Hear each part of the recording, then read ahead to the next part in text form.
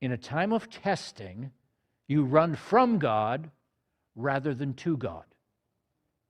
In a time of testing, you run from God rather than to God.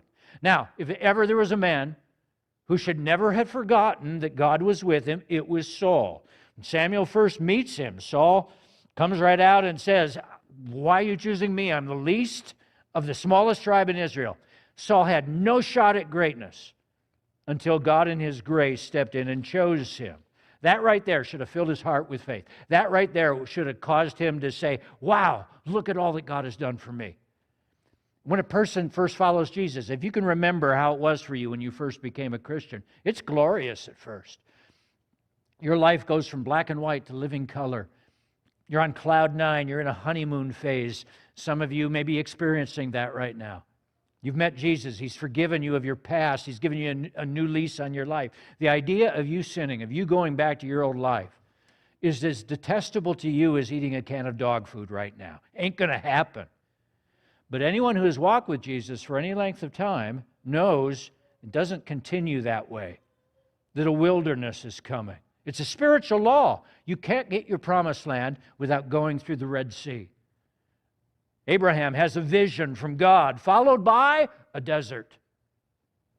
Israel gets deliverance from Egypt, miracles, pillars of fire, and then sand, thirst, heat, scorpions. Jesus is baptized. The heavens open up. The Father speaks to him. And then radio silence, hunger, and 40 days of Satan beating up on him. Times of testing will come to every worshiper of God. And we need to understand why this is. Because it's part of the deal. And we need to know how to face these times. Why do tests come? A couple reasons. First, it's a way of life on this side of heaven. We live on a cursed planet among broken, sinful people. The honeymoon is the exception. The honeymoon is God's way of keeping ordinary life away from us for a while so we can discover how good He is and start to cry out to Him and seek Him. But life, ordinary life, nod your head if you agree with this, it is full of tests. In fact, Pastor Rick Warren just came right out in his book, Purpose Driven Life, and he said life is a test. It's not full of tests, it is a test. And he wrote those words before his wife was diagnosed with cancer and before his mentally ill son took his life. There are no pain-free passes for anyone on this broken planet. It was 20 years ago in November that a 13-year-old Christian surfer named Bethany Hamilton lost her left arm to a tiger shark off a beach in Hawaii. I'm not sure I would have responded as Bethany did to that. They made a movie out of her story. Maybe you saw it, Soul Surfer. Good movie. Heaven broke into this life when Jesus came. Heaven broke into this life to show us what to live for and what to reach for. But this life is not heaven. Not by a long shot. There's a second reason why tests come. To make us stronger.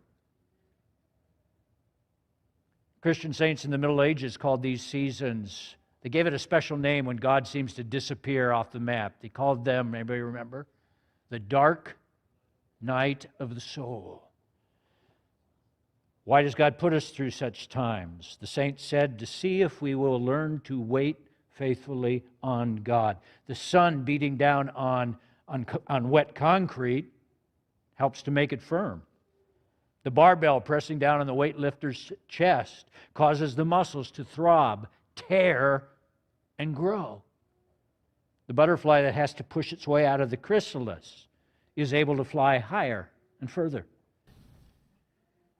You say, Pastor Barry, you don't know how hard my life has been. I have no doubt your life's hard. I know your life has been hard because life is a test. Jesus said, in the world you will have tribulation.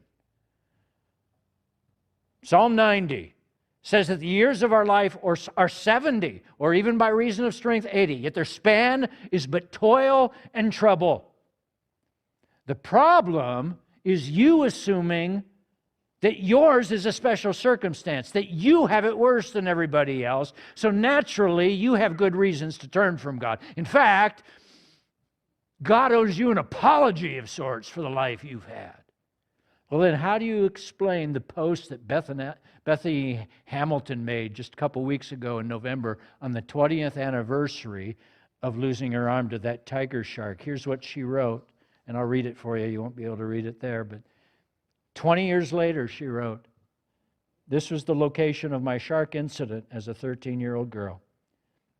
I'm in awe of how much God has made beauty out of something so scary and so awful. When we face challenges, it can be hard to have hope beyond our chaos, but it is essential. I hope that my life can be a hint of hope for you in the challenges that you face. I see the challenges along the way as a call to live in faith and to trust in God to carry me through it all. I'm so grateful to God for His faithfulness. Life today, I have an incredible husband, 4 amazing children, 1 super strong arm," she says, "and a body that still allows me to surf and do my thing. I see so much goodness through one of the hardest moments of my life. Thank you, Jesus," she writes. I think Bethany Hamilton is showing us a little sign of what having a heart after God's own heart is like, don't you? I want to be like that. I want to be the kind of person that when the time of testing comes, I run to God.